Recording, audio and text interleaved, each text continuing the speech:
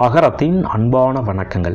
விழுப்புரம் மாவட்டம் தென்செட்டியேந்தல் என்ற ஊரில் எல்லை தெய்வமாக அருள்பாலிக்கும் சடையப்பருடைய திருக்கோவிலின் வரலாற்றை தான் நாம் இந்த வீடியோவில் பார்க்க இருக்கிறோம். இந்த சடையப்பர் என்பவர் ஒரு காலத்தில் மன்னராக வாழ்ந்தவர் என்றும் அவருக்காக உருவாக்கப்பட்டதுதான் இந்த கோவில் என்றும் சொல்லப்படுகிறது. இக்கோவிலில் பெரிய சடையப்பர், சின்ன சடையப்பர் மற்றும் அவர்களுடைய தாயார் மஞ்சுநாச்சியம்மன் ஆகியோர்களை இங்கு உள்ள மக்கள் தங்களுடைய எல்லை தெய்வமாக வணங்குகிறார்கள்.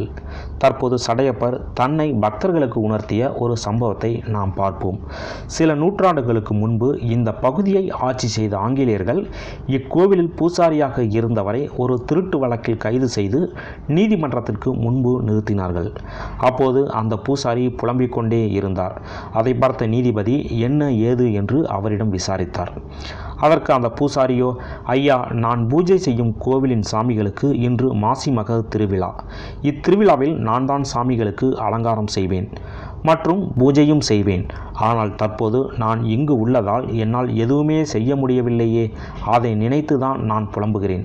நான் வணங்கும் தெய்வம் சக்தி உள்ள தெய்வமாக இருந்தால் கண்டிப்பாக இங்கிருந்து என்னை அழைத்து செல்லும் என்று நான் நம்பியுள்ளேன் என்று நீதிபதியிடம் சொன்னார். அதற்கு நீதிபதியோ, நீ வணங்கும் தெய்வத்திற்கு அவ்வளவு சக்தி உள்ளதா என்ன? அப்படியானால் நீ வணங்கும் இந்த சடையப்பர் சாமிக்கு நான் ஒரு சோதனை வைக்கிறேன். தற்போது நான் ஒரு பொருளை ஒரு இடத்தில் மறைத்து வைத்து விடுகிறேன். அதை உன் சாமி கண்டுபிடித்து விட்டால் நான் உன்னை கண்டிப்பாக இத்திருவிழாவிற்கு அனுப்பி வைக்கிறேன். அது மட்டுமல்லாமல் உன்னை எந்த நிபந்தனையும் இன்றி விடுதலையும் செய்கிறேன் என்று கூறி விபூதி, குங்குமம் இவைகளோடு எலுமிச்சம்பழத்தையும் ஒரு பொட்டலமாக கட்டி தன்னுடைய உதவியாளரை அழைத்து அதை ஓரிடத்தில் மறைத்து வைக்கும்படி சொல்லிவிட்டார் நீதிபதி. உதவியாளர்களும் அங்கிருந்து ஆற்றுக்கு சென்று அங்குள்ள மணலில் அதை புதைத்து வைத்தனர். பிறகு அந்த பூசாரியிடம், தற்போது நான் ஒரு பொருளை மறைத்து வைத்துள்ளேன். அதை உன் சாமி சக்தியுள்ள சாமி என்றால் அதை கண்டுபிடித்து உன்னை விடுதலை செய்யட்டும் என்று கூறினார்.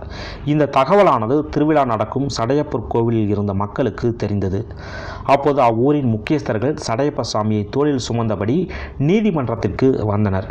நீதிபதியை அழைத்து கொண்டு சடையப்ப சாமியை தூக்கியவர்கள் தங்களையும் மறந்து தங்களை அறியாமலேயே நீதிபதியை அழைத்து கொண்டு மறைத்து வைக்கப்பட்ட ஆற்றுக்கு சென்றார்கள்.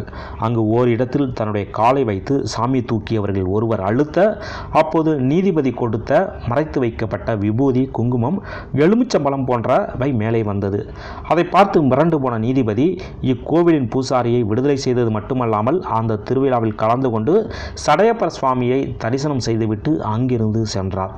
பிறகு வருடா வருடம் நடக்கும் மாசி மக திருவிழாவிற்கு தவறாமல் கலந்து கொண்டு சடையப்பர் சுவாமியுடைய அருளை பெற்றார் அந்த நீதிபதி. இதுவே விழுப்புரம் மாவட்டம் தென்செட்டியேந்தல் என்ற பகுதியில் எல்லை தெய்வமாக அருள்பாலிக்கும் சடையப்பர் தன்னை உணர்த்திய சம்பவமாகும். மேலும் இதுபோன்ற தகவல்களை தெரிந்து கொள்ள கீழே உள்ள சப்ஸ்கிரைப் பட்டனை அழுத்தவும். நன்றி.